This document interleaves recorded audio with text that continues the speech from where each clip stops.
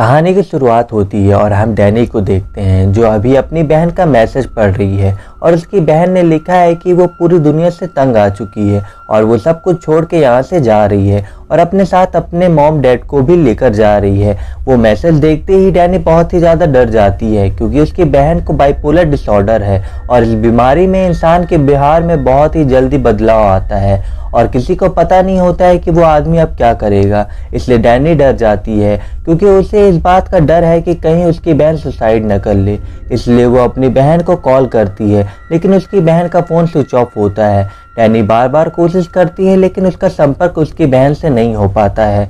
तब वो अपने बॉयफ्रेंड को कॉल करती है जिसका नाम है क्रिश्चियन और क्रिश्चियन से पूछती है कि क्या वो आज रात उसके पास आ सकता है और क्रिश्चियन कहता है कि हाँ वो आएगा। तभी हम क्रिश्चियन को देखते हैं जो कि अपने 3 बेस्ट फ्रेंड के साथ एक जगह बैठ के पार्टी कर रहा है और इसके दोस्तों के नाम है पेले, जोश और मार्क। और यहाँ पे इसके दोस्त इसे कहते हैं कि तुम अभी भी उस लड़की के साथ क्यों हो, वो लड़की तुम्हें एक दिन पागल बना देगी। वो दिन भर तुम्हें पागलों की तरह कॉल करती रहती है जिसे तुम हमेशा ही परेशान लगते हो, इसलिए उसे छोड़ो और कोई दूसरी लड़की पटाओ क्योंकि तुम्हें तो कोई भी मिल सकती है। तभी हमें पता चलता है कि क्रिश्चियन भी डैनी को पसंद नहीं करता है और क्रिश्चियन सिर्फ एक मौके की तलाश में है जब वो डैनी से ब्रेकअप कर सके। और ये सारी बातें चल ही रही होती हैं तभी क्रिश्चियन का फोन बजता है और वो देखता है कि डैनी ने उसे वापस कॉल किया है। तभी हमें पता चलता है कि डैनी की बहन ने खुदकुशी कर लिया है और उसने अपने साथ साथ अपने मॉम डैड को भी मार दिया है और इन तीनों की मौत बड़े ही दर्दनाक तरीके से हुई है क्योंकि इसकी बहन ने सबको मारने के लिए और खुद मरने के लिए कार्बन मोनोऑक्साइड का इस्तेमाल किया है। और ये खबर मिलते ही क्रिश्चियन पहुंचता है डैनी के पास जहां डैनी क्रिश्चियन के गोद में अपना सर रखकर फूट फूट कर रोती है। फिर क्रिश्चियन अगले दिन उसे एक पार्टी के बारे में बताता है और कहता है कि उसे भी चलना चाहिए क्योंकि वहां जाने से उसका मूड ठीक होगा। और फिर डैनी मान जाती है और उस पार्टी में चली जाती है और वहां जाते ही डैनी को पता चलता है कि क्रिश्चियन अपने सारे दोस्तों के साथ स्वीडन जा रहा है। इन सबको वहां पे पहले लेके जा रहा है क्योंकि वहां पे एक गांव है जहां पे पेले के पूर्वज रहा करते थे और हर एक 90 साल के बाद वहां पे एक त्योहार होता है जो कि बहुत ही अनोखा होता है। और ये बात सुनते ही डैनी नाराज हो जाती है कि इस बारे में क्रिश्चियन ने उसे पहले क्यों नहीं बताया और वो इस बारे को छुपा क्यों रहा था क्योंकि डैनी को क्रिश्चियन की प्लानिंग के बारे में नहीं पता। क्रिश्चियन की प्लानिंग थी कि वो हारगा जाएगा और वहीं से इसे ब्रेकअप कर लेगा। लेकिन जब क्रिश्चियन निराश देखता है डैनी को तो उसे मनाने के लिए महज एक औपचारिकता पूरी करता है और कहता है कि मैं चाहता हूँ कि तुम भी हमारे साथ हारगा चलो क्योंकि उसे लग रहा था कि डैनी वहां जाने के लिए नहीं मानेगी। लेकिन यहाँ पे सब कुछ उल्टा हो जाता है क्योंकि डैनी जाने के लिए मान जाती है। फिर अगले दिन क्रिश्चियन ये बात अपने दोस्तों को बताता है तो उसके दोस्त इस पे बहुत ही गुस्सा होते हैं लेकिन तभी वहां पे डैनी आ जाती है इसलिए वो चुप हो जाते हैं। तभी डैनी की मुलाकात होती है पेले से। क्रिश्चियन के तीनों दोस्तों में पेले ही एक ऐसा आदमी है जो कि डैनी के आने से खुश है, इसलिए वो डैनी से अपनी खुशी जाहिर करता है और कहता है कि तुम्हारे आने से मैं बहुत ही खुश हूँ। और फिर वो डैनी को उस त्योहार के बारे में बताता है और कहता है कि हर एक साल वहां पे एक रानी चुना जाता है त्योहार के अंत में और पिछले वर्ष मेरी बहन ने वो खिताब जीता था और इसलिए त्योहार इतना ज़्यादा खास है कि बार तुम्हें भी उस चीज़ में पार्टिसिपेट करने का मौका मिलेगा। फिर बातों ही बातों में पेले कहता है कि तुम्हारा दुख समझ सकता हूँ क्योंकि मैं भी एक अनाथ हूँ और मेरे मॉम डैड भी थोड़े वक्त पहले आग में जल के मर गए थे। और इस बात को सुनते ही डैनी बहुत ही ज़्यादा डिप्रेस हो जाती है और भागकर वॉशरूम में चली जाती है और वहाँ रोने लगती है। और फिर उसके थोड़े वक्त के बाद ये लोग स्वीडन के लिए निकल पड़ते हैं और स्वीडन पहुँचने के बाद ये लोग त्योहार वाली जगह पर जा ही रहे होते हैं लेकिन उससे थोड़ा दूर पहले रुक जाते हैं जहाँ पे पेले अपने भाई से इन्हें मिलवाता है जिसका नाम होता है इंगमार। और इंगमार के साथ भी उसके 2 दोस्त होते हैं जिनका नाम होता है साइमन और कोनी। और इंगमार इन लोगों से थोड़ी देर बात करता है और उसके बाद इन्हें कुछ ऑफर करता है जिसे वो मशरूम टी कहता है जो कि एक ड्रग थी और उसको पीने के बाद सारे विजिटर ड्रंक हो गए थे। और वो लोग टाइम देखते हैं जिसमें रात के 9 बज रहे थे लेकिन तभी भी सूरज निकला हुआ था और दिन हो रखा था क्योंकि दोस्तों यहाँ पर सिर्फ कुछ ही घंटों की रात होती है और बाकी सारे टाइम दिन रहता है। जिसके बाद सब विजिटर फाइनली विलेज पहुंचते हैं जहां बहुत बड़ा सनसेप का गेट लगा हुआ था। वो जगह पूरी तरह से शांत और नेचर से भरी हुई थी क्योंकि ये लोग किसी भी मॉडर्न टेक्नोलॉजी का यूज नहीं करते हैं। जहां विलेजर सारे विजिटर का स्वागत अच्छे से करते हैं।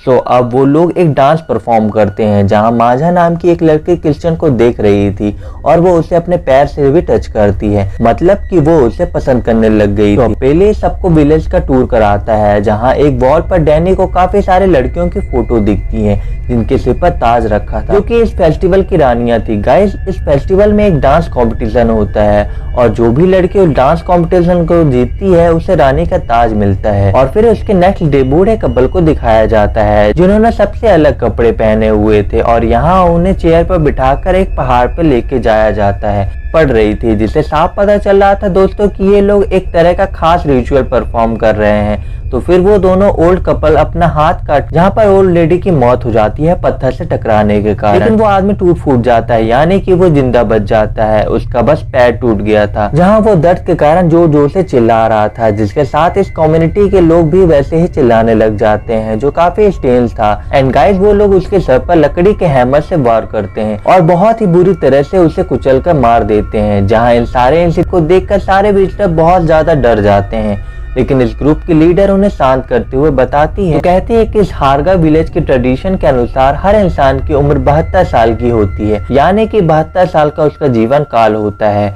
जिसके बाद उसका मरना जरूरी हो जाता है। और ये ओल्ड कपल 72 साल का हो चुका था, इसलिए उन्होंने अपनी मर्जी से सुसाइड कर लिया ताकि इस कम्युनिटी में एक नई जिंदगी आ सके। लेकिन इस इंसिडेंट को देखकर साइमन और कॉनी बहुत ही ज्यादा डर गई थी और वो इस गांव को छोड़कर जाने का डिसाइड करते हैं।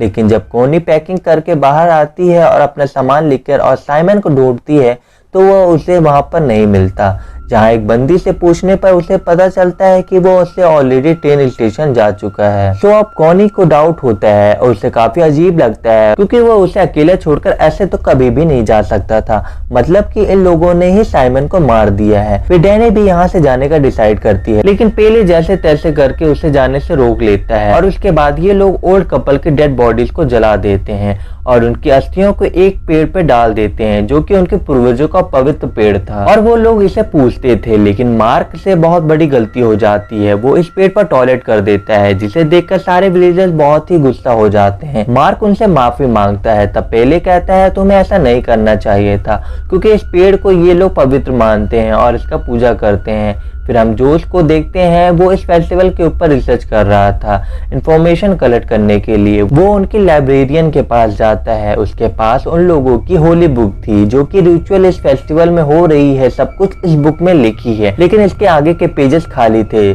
जोश इसके बारे में पूछता है तो वो आदमी कहता है कि ये रिचुअल हजारों सालों से चलती आ रही है, कभी कभी इसमें चेंजेस भी होती है, अगर इन फ्यूचर इसमें कोई चेंजेस हो तो उन ब्लैंक पेजेस में वो लिख दिया जाएगा। रूबेन नाम का एक लड़का इस बुक को लिखता है और विलेजर्स मानते हैं रूबेन के पास सुपर नेचुरल पावर है। जोश इस बुक की फोटो लेना चाहता है पर वो आदमी उसे मना कर देता है।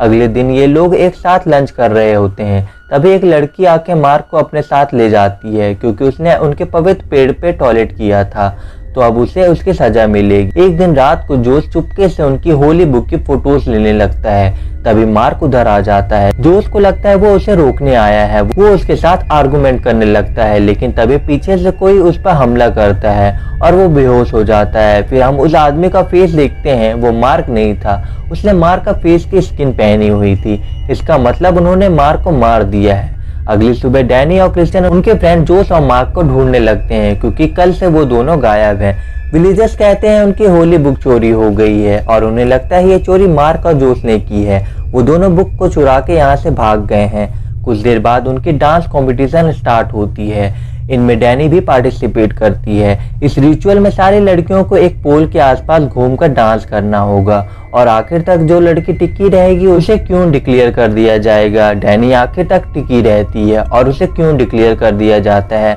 उसे क्राउन पहना के एक स्पेशल चेयर में बिठाया जाता है और वहीं दूसरी तरफ क्रिश्चियन को एक रूम में लेकर जाया जाता है जहां इस कम्युनिटी के लीडर उसे बताते हैं कि उसे मांझा के साथ में इंटीमेट होने के लिए चुना गया है ताकि वो बेबी को जन्म देकर उनकी जनरेशन को आगे बढ़ा सके। तो अब यहाँ ये लोग उसे एक ड्राई पाउडर सुंघाते हैं और वो नशे में हो जाता है। और वहीं जब डैनी उसे ढूंढते हुए आती है, जहाँ वो क्रिश्चियन को माजा के साथ देख लेती है दूर से, और वो बहुत गुस्सा हो जाती है और जोरों जोरों से रोने लग जाती है, जहाँ सारी लड़कियां भी इसके पास आकर उसी तरह से रोने लग जाती हैं, जो काफी स्ट्रेंज था। और जब क्रिश्चियन भागकर बाहर आता है तो देखता है कि एक बंदे का पैर मिट्टी से बाहर आ रहा था, जो कि कोई और नहीं बल्कि जोश ही था। और वो भागता हुआ फिर एक घर के अंदर जाता है और वहां देखकर वो दंग रह जाता है, क्योंकि यहाँ पे साइमन को बहुत ही बुरी तरह से मारकर लटकाया हुआ था। लेकिन गाइस तभी एक बंदा उसके फेस पर ड्राई पाउडर फेंकता है, जिससे कि वो फिर से नशे में हो जाता है। और नेक्स्ट डे सारे विलेजर्स एक जगह पर इकट्ठे होते हैं, जहाँ उनका लीडर बताता है कि ये लोग इस फेस्टिवल में 9 लोगों की बलि देते हैं, जिसमें से 4 विजिटर्स होते हैं और 4 विलेजर्स होते हैं। तो अब आखिरी बंदा कौन होने वाला है, इसका फैसला क्यों उनको करना है, क्योंकि गाइस 2 और विलेजर्स ऑलरेडी मर चुके हैं, बाकी के 2 जिंदा लोग जो कि खुद को वॉलंटियर कर देंगे। और अब लास्ट सैक्रिफाइस विलेजर्स का होगा या फिर आउटसाइडर का, इसका फैसला क्यून यानी कि डैनी करेगी, जहां वो डिसाइड करती है वो क्रिश्चियन का सैक्रिफाइस करेगी, क्योंकि उसने डैनी को चीट किया है। और वो उसे देखकर रोने लग जाती है। जिसके बाद विलेजर्स रिचुअल पूरा करने के लिए एक भालू के अंदर का सारा मामला निकालकर क्रिश्चियन को उसके अंदर फिट कर देते हैं। साथ ही एक रूम में क्रिश्चियन के साथ मार्क, जो उसकी डेड बॉडी और 2 विलेजर्स जो कि जिंदा थे उन्हें कुर्बानी देने के लिए वहां पर रख देते हैं, और सबको एक साथ रखकर रूम में आग लगा देते हैं। और जैसे जैसे वो जल रहे होते हैं, वहाँ के लोग उनका दर्द महसूस करते हुए भी जोर जोर से चिल्लाने लग जाते हैं, और उनके साथ साथ डैनी भी थोड़े वक्त तक रोती रहती है।